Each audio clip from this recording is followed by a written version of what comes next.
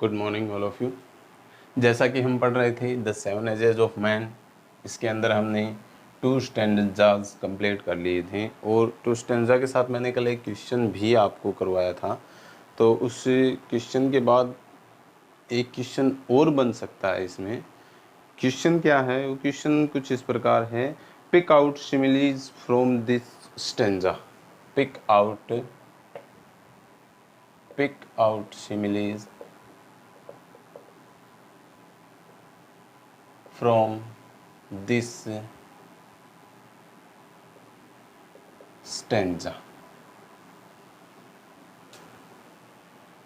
कि इस स्टेंजा से उपमा छांट कर लिखो, या इस स्टेंजा से उपमा क्या है, यानी ये सिमिलीज क्या है, फिगर ऑफ स्पीच है। फिगर ऑफ स्पीच मीन्स क्या होता है?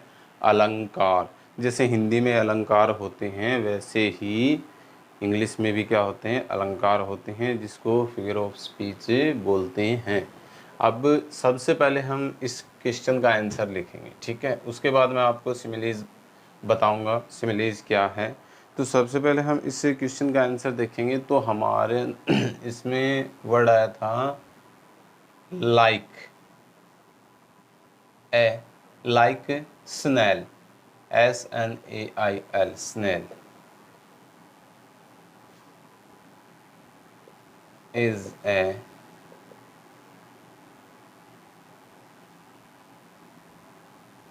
a simile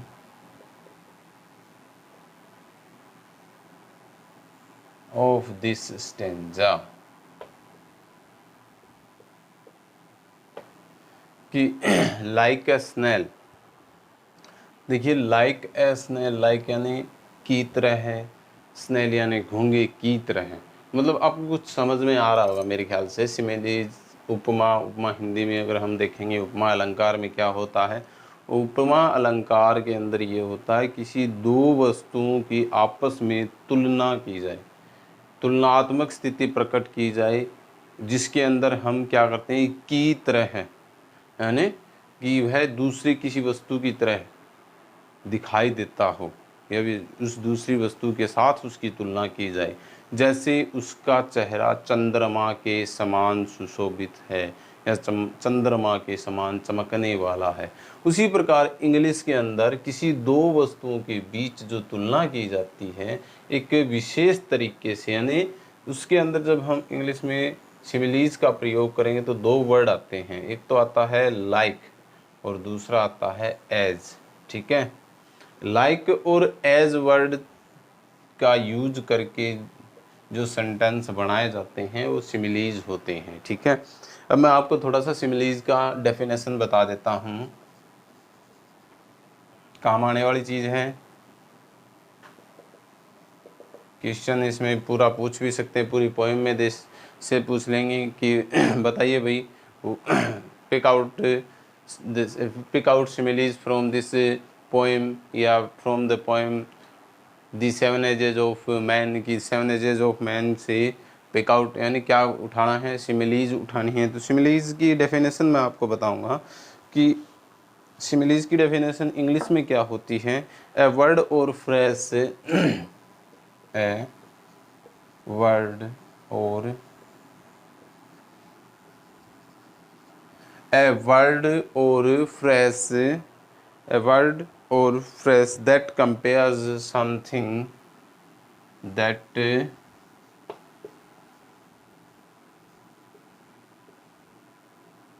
compares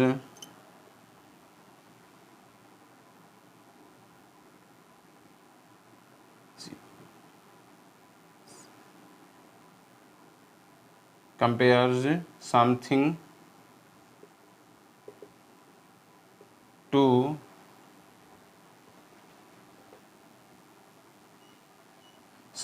to something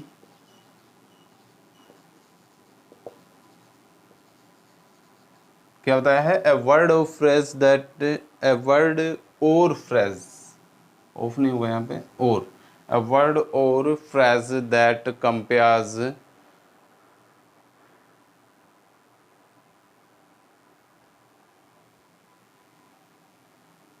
compares something to something else using the word like or as, using the word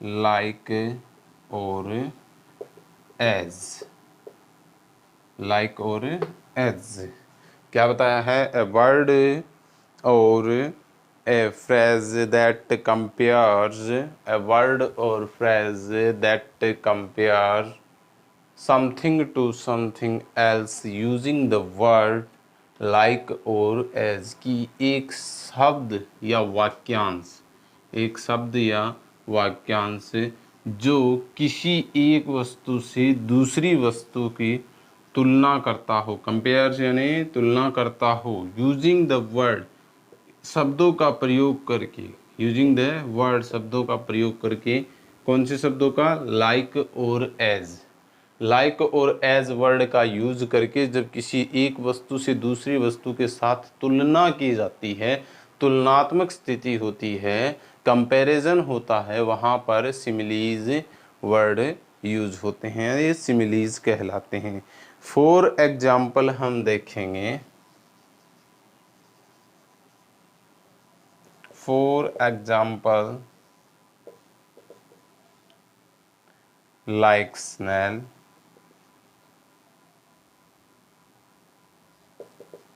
like bird, as strong as a bull, etc. क्या बताया है? like snail एक घोंगे की तरह, like a bird, like a bird एक तेंदुए की तरह, as strong as a bull एक बुल यानी सांड की तरह शक्तिशाली, यानी सांड की तरह बिल्कुल शक्तिशाली जो व्यक्ति होता है उसके लिए, यानी सीधा सा सिंपल सी बात है कि जहाँ पर किसी वस्तु की तुलनात्मक स्थिति हो रही हो, वहाँ पर अगर एज और लाइक का प्रयोग हो गया है तो वो क्या है? वो सिमिलीज है। ठीक है, वो क्या होगा? वो सिमिलीज होगा। मैं इसकी एक सिंपल सी डेफिनेशन और बता देता हूँ आपको कि a similes is a figure of speech. Second definition है इसकी, ठीक है, a similes is a figure of speech। A simile is a figure of speech यानी क्या बताया है कि एक उपमा है, वो एक अलंकार है, that compares two different, that compares that compares between two different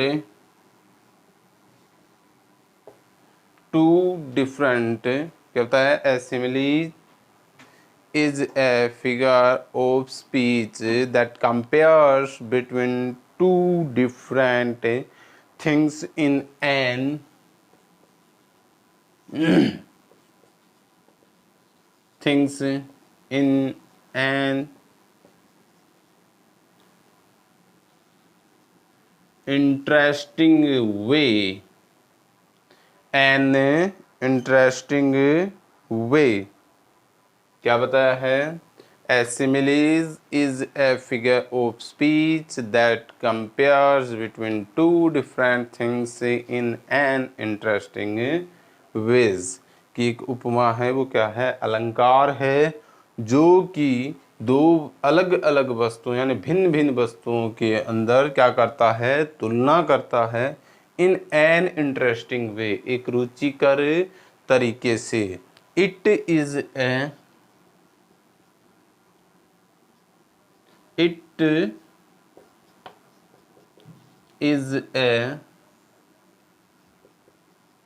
plural noun, यह एक बहुवचन संज्ञा है। अब कई बार क्या होता है, पूछ लिया जाता है, वैसे तो आपके ज़्यादा नहीं, जिसकी इंग्लिश लिटरेचर सब्जेक्ट होता है ना, उसमें पूछ लिया जाता है कि सिमिली है वो क्या है, सिंगुलर है या प्लूरल है। तो ये क्या है, सिमिलीज वर्ड है वो क्या है, प्लूरल नाउन है। ठीक है, तो इसका एग्जाम्पल और देख लेंगे साथ में।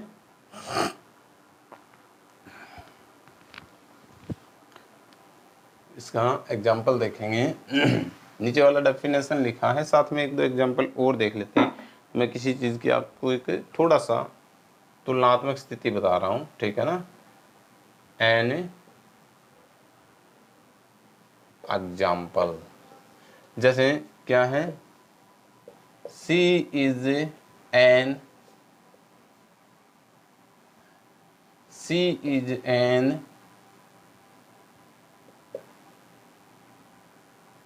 innocent, she is an innocent as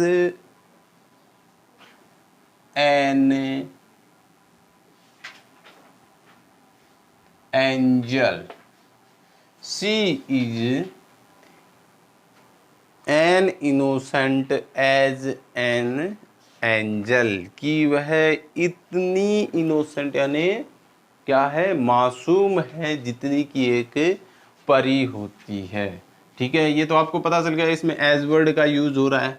तो ये कौन सा है, सिमिलीज है। अब हम देखेंगे एक वर्ड और है, सी इज एन एंजल। ठीक है, she is an angel, she is an innocent as an angel, she is an innocent as angel, और दूसरा था सी इज एन एंजल। तो सी इज एन एंजल है, इसमें हमें देखना है कि इसमें हमें ना तो कोई लाइक वर्ड यूज हुआ है, ना ही कोई एज वर्ड यूज हुआ है।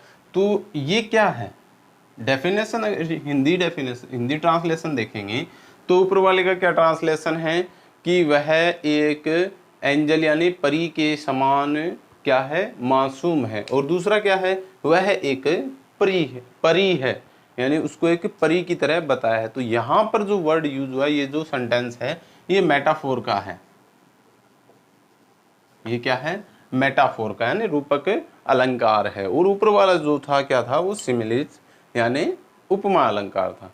तो आई थिंक आपको ये समझ में आ गया होगा। अब आपको ये ध्यान रखना है कि जहाँ कहीं भी सेंटेंस में लाइक और एज वर्ड का यूज करके जो भी सेंटेंस यूज किया जाता है वो कौन सा होता है, सिमिलीज फिगर ऑफ स्पीच का सेंटेंस होता है। तो इस पोएम में लगभग 4 से 5 सेंटेंस ऐसे आए हैं जिसके साथ लाइक या एज का प्रयोग किया गया है। और आपको एग्जाम में भी क्वेश्चन पूछा जा सकता है कि pick out the similes from this poem. तो आपको कंफ्यूज नहीं होना है, आपको मैंने बता दिया है कि सिमिलीज होता क्या है, किस प्रकार से इसमें हम छांट सकते हैं या इसकी क्या डेफिनेशन होती है। तो नेक्स्ट आगे बढ़ेंगे थर्ड स्टेंजा की ओर।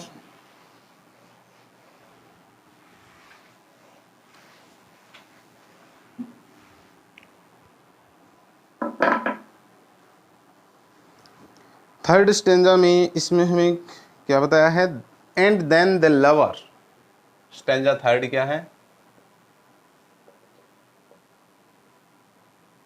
एंड देन द लवर, और उसके बाद एक प्रेमी के रूप में, signing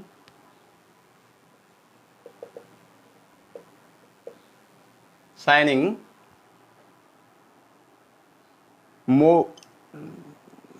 like furnace।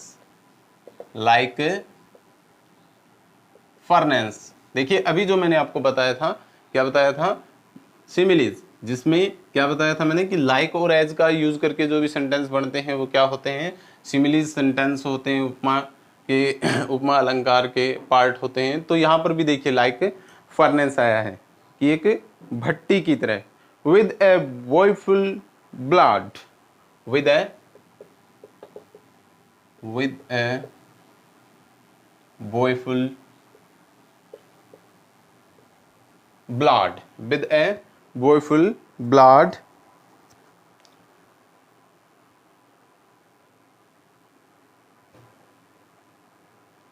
made to his mistress eyebrow, made to her mistress eyebrow, made to her mistress eyebrow।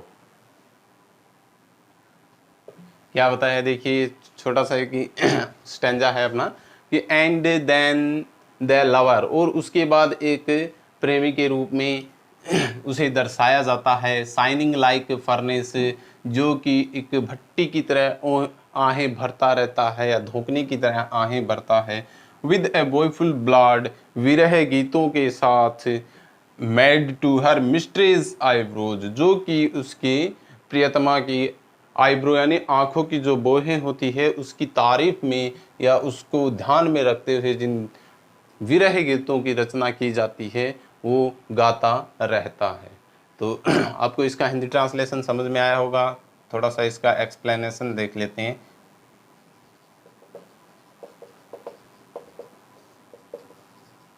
Here the poet describe the next, here the poet describe third stage of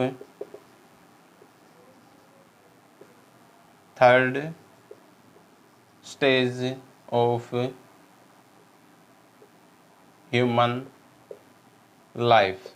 यहाँ पर कवि ने मानवीय जीवन की तीसरी अवस्था का वर्णन किया है। इन his third stage a man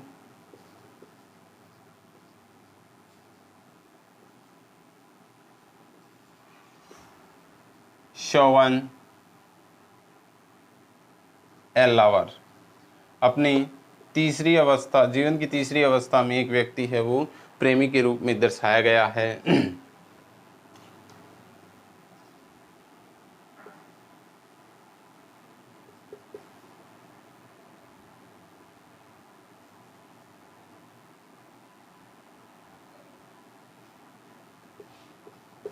as a lover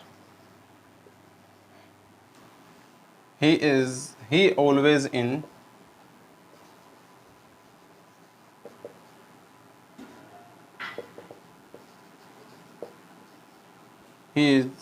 he always lost in memories of his beloved, कि एक प्रेमी के रूप में वह हमेशा अपने प्रेमिका की यादों में खोया रहता है। beloved memories of his, in memories of his beloved, कि वह अपनी प्रेमिका की किसमें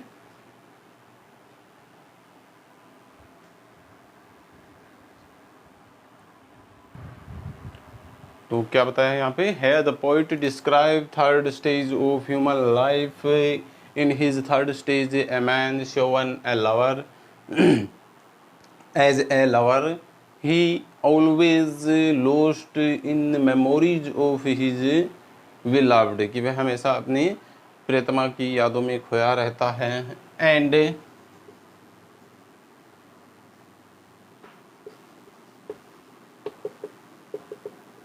writing and singing, and writing and singing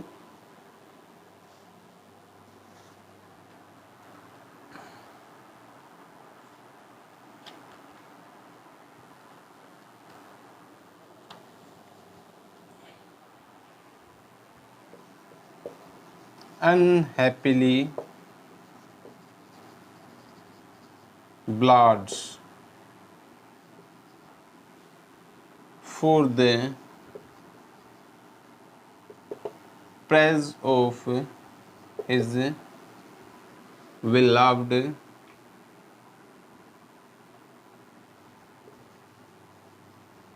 eyebrows, and writing and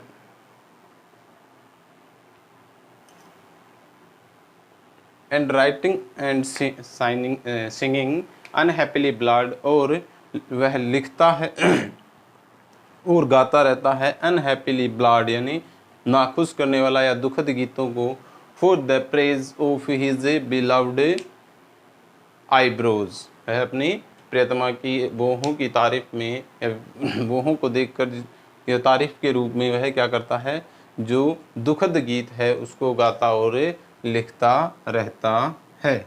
ये था अपना थर्ड स्टैंजा जिसका एक्सप्लेनेशन हमने देखा और इसका हिंदी ट्रांसलेशन देखा।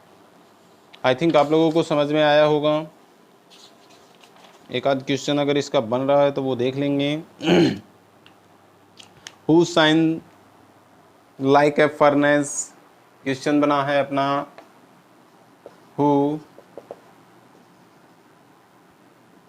साइन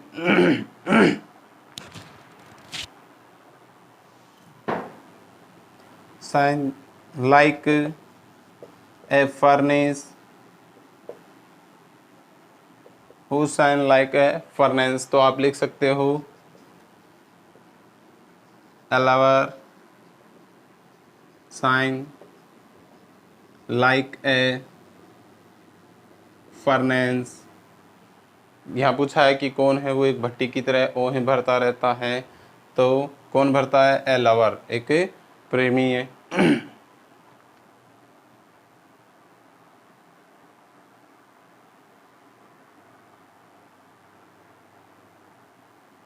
और कोई क्वेश्चन, आई थिंक इस पैराग्राफ में से और क्वेश्चन नहीं बन रहे हैं।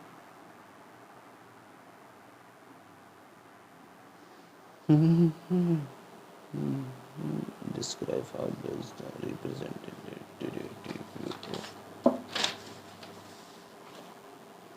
आगे नेक्स्ट स्टेंजा देखेंगे, फोर्थ।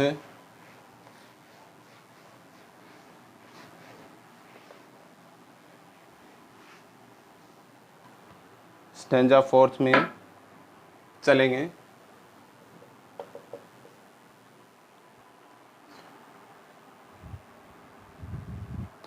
फोर्थ स्टेंजा क्या है इसमें देखिए,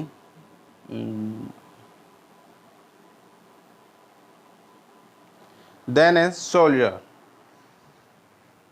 then A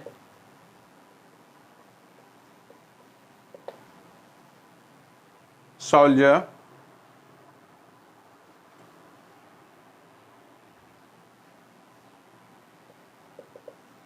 then a soldier, full of strange oaths, full of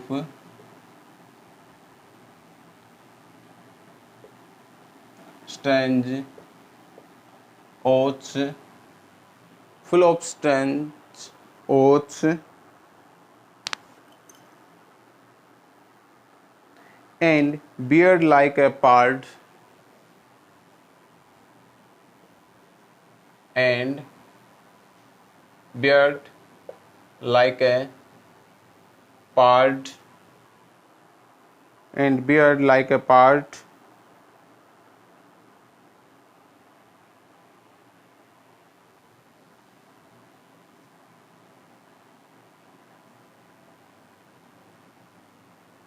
B-E-A-R-D-E-D, bearded like a pard,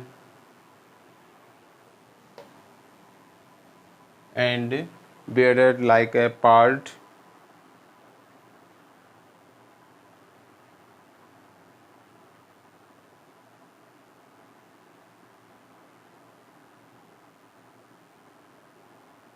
jealous in honor,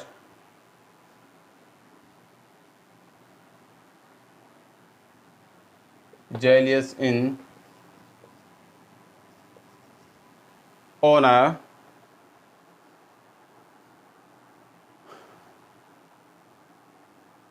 sudden and quick in quarrel, sudden and quick, sudden and quick inquire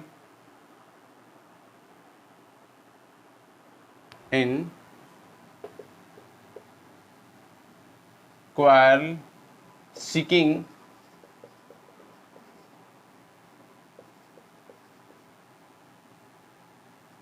bubble reputation, seeking the bubble reputation.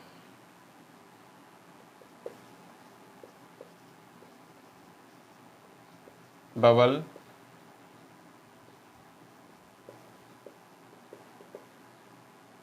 Reputation. तो क्या stanza बताया है आपको? Stanza में बताया है, then a soldier full of stanzas and beard like a pard, jealous in honour, sudden and quick inquire, seeking the bubble reputation.